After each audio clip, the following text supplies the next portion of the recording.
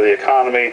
I don't know of anybody that thinks the UN should have much more control over anything, certainly not something as important as the economy. Well, if you think I've blown this all out of proportion, you get the chance to make your own decision about that. You can look at this document at foxnews.com, which has posted the document and done some additional reporting on it. Brian, why are you such a fearmonger? Why are you such a fearmonger? This is crazy talk, a conspiracy theorist. What's going on here? I'll tell you, when I looked at this document, Glenn, the first thing I did was almost fall asleep because it is written in such stultifying language. It almost puts you under. You know, but when you really focus on what's in the language and the way it's what they're proposing, these are pretty radical ideas. You know, hang on, Brian, just a second, because I want to bring John Bolton into this conversation, because he's read, I don't know how he did it. I mean, it's like, did you ever have to take sleep medicine when you worked at the UN? Or did you like, I can't sleep, I'm going to read another document? It is stunningly boring language. But is Brian right here on this? Have you read the document? I've read parts of it. And look, this has been something that's been going on in different places in the UN for decades. People who believe that national government should have a much larger role in the economy, and who believe that international organizations should have a much larger role overall, have used a variety of different excuses over the years. This year's flavor is the environment, and they're taking concern about global warming and turning it into a blueprint for massive government reallocation of wealth. Okay, so it seems to me, because Brian, do you know in Washington, isn't support for the cap and trade thing kind of just going out the window right now? You know, it depends on what day you check in, and it seems to be a variable moving target at any given date. There are a lot of things that are sort of up and down in this town right now, but look, if there is a predisposition among the people in the Obama administration to make a really big, game-changing move on global warming, climate change, what better way to do it than to sign on to this accord? That's what Remember, the United States was completely lambasted around the world for not being a part of the Kyoto Agreement. The rest of the world. Okay, here's the thing I want to address with you. This is the way it always seems to work.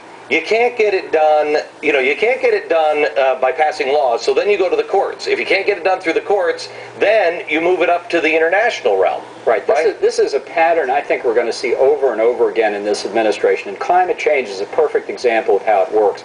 The people who want, whether it's cap and trade or carbon taxes or any of a variety of ways that can be used to have greater control over what businesses decide, what consumers do, this is the perfect opportunity. This has in it that you can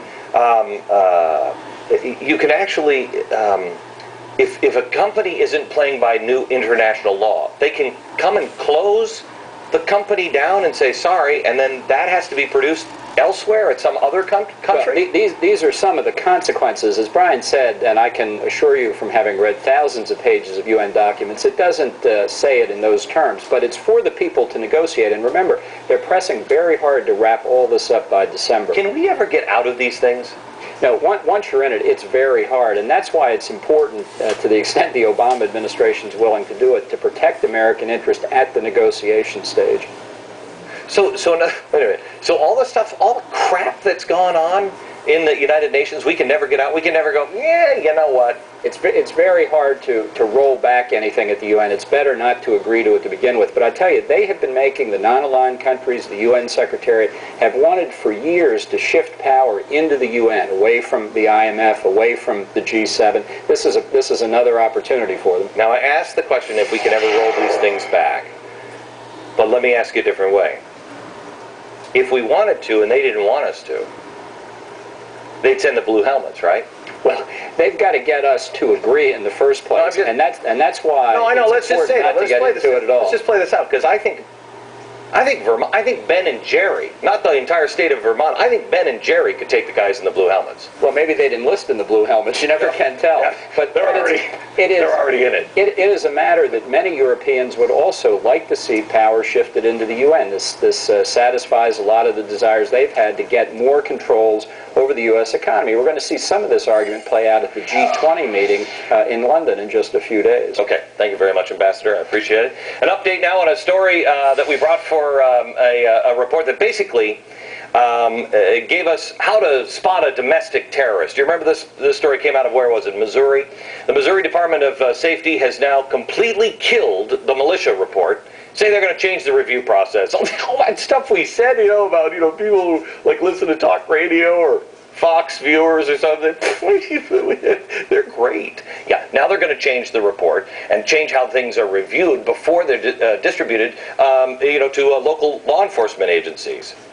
Really? Like that's going to fix it? Oh, I get it. Earlier, they scrubbed the references to third-party political organizations, people like Ron Paul, Bob Barr, Chuck Baldwin. They said that it was just too easy to misinterpret, the report and to say that, that would indicate support of those candidates would make you a militia member. And that's just, they didn't mean that at all. Great. Now, Farm Bill. The government is going to tell you what you could grow on your farm, how to grow it, but could they tell you how to grow your garden? Really? No big deal, or yet another sign the government really doesn't know its boundaries. Next.